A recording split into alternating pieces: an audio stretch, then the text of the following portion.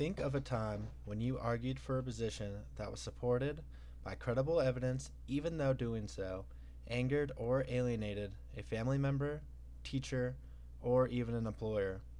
What was the outcome? Hey, my name is Ryan Roth. To answer the question to number one, there have been many positions in my life where I've had to fight to get where I want and what I want. One time I can think of in particular was when I was a freshman at Wenatchee Valley College. I was playing baseball and going into my first game as a freshman. Before the game started, I decided to look at the list for starters for the game and realized that my name was no longer on the list, but instead it was my very close friend Jacob. My usual self would just leave it and let it be and let him start, knowing that he'd worked hard too. But I'd put in too many hours and hours of hard work in this off season and knew I deserved to be the starter for that opening game. So I went up to my coach and I argued my case why I should start over Jacob. After about 15 minutes of arguing in his office, he finally agreed that I should start for opening game. I went out there and I pitched 5 scoreless innings and went on and won that game for my team. The only problem was that this angered my friend and my teammate. And ever since that day, we have never been the same, and he resents me for not letting him have his moment and believes he equally deserved that spotlight. The critical thinking skills I used in responding to the criticism towards my position was stats. Baseball is a very stats-oriented game. Basically, everything in baseball has to do with stats, whether that be strikeouts, walks, errors, average, and so on, which in other words would be using logical reasoning, which logical reasoning is using facts to get my point across. Question 2.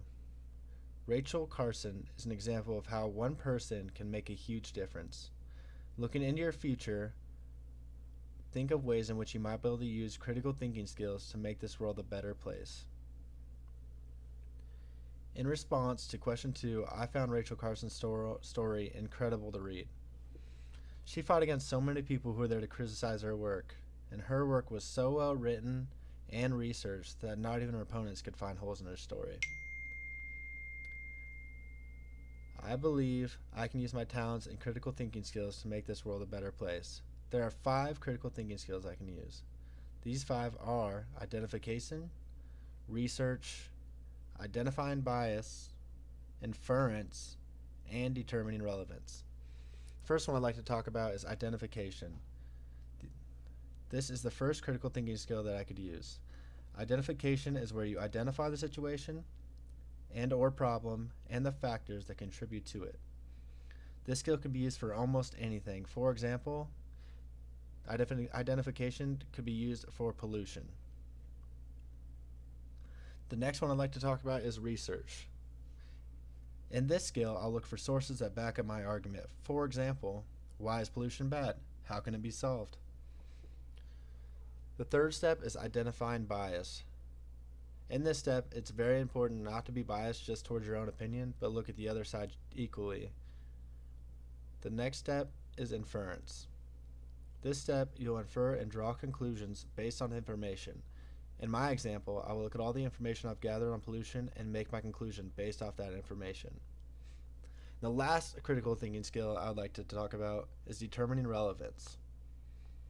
This is where I would take the information that I found and figure out what's most important and then what is not. To end question 2, these 5 critical thinking skills will help me tremendously throughout life and will not only make me a better person, but will help me make this world a better place overall. Thank you.